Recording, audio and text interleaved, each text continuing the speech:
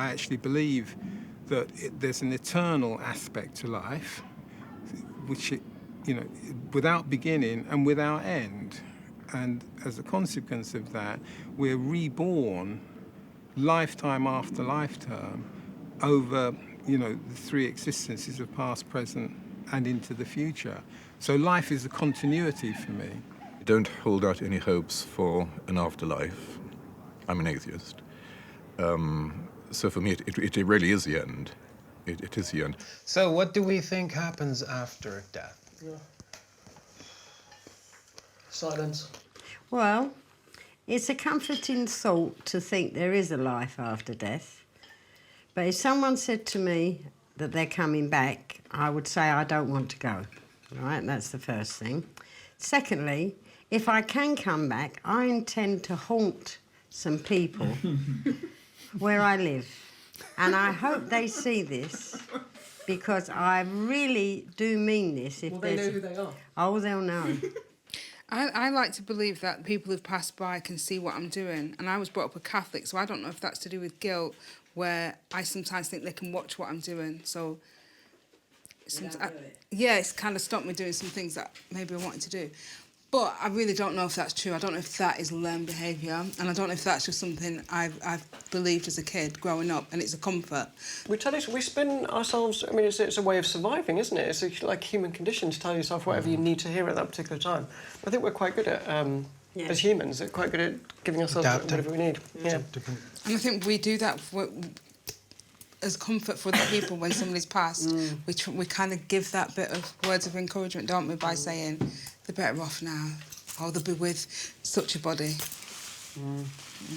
For me, there's nothing after that. For me, there is nothing. That's the end.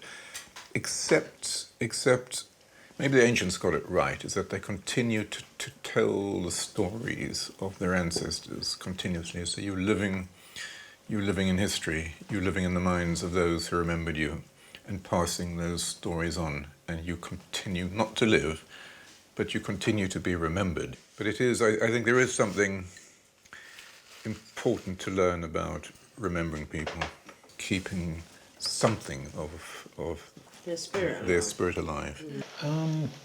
It's a difficult one on many levels, because I think it relates to your starting point, and to ask a question about what do I think, or what do we think might be there after death. In my sort of framework of thinking, life and death are, as I said earlier, inextricably linked. They're not separate entities at all. So therefore, my focus has to be on the quality of life, rather than what's going to happen or what I might experience once I've died. So what I try to do is to, as I've said, live my life with energy and vitality, creating good circumstances for myself and for others, and really living the fullest life that I possibly can. Because life is absolutely precious. Can I ask you, so when your mum died, where did you think she went? I was told by the priest that she was in heaven. And that was, as I said, to me, that was just a completely unsatisfactory response. Christianity is not for me, or any of the theistic religions. I mean, obviously it's not your experience, I don't know I'm not religious, but I don't know who is around this table.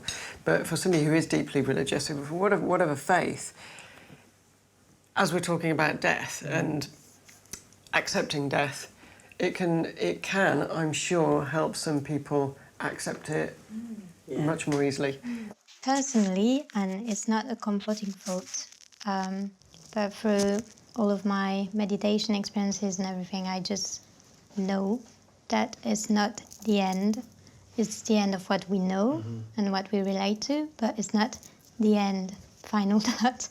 It's like, for me, life is a cycle, as you said. When there's life, there's death. When there's death, there's life. It's like...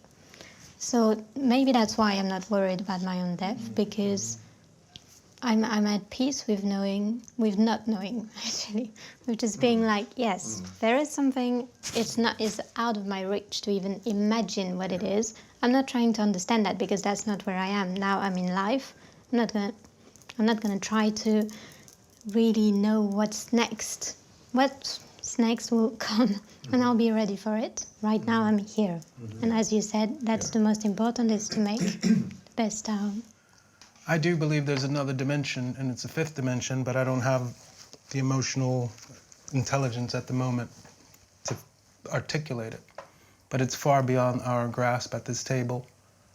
But I do believe there's more than just this pink shirt and how much we make for a living or what we leave to our loved ones. But I don't have the answer. Who does? Maybe we're not entitled to it yet until we get to that point.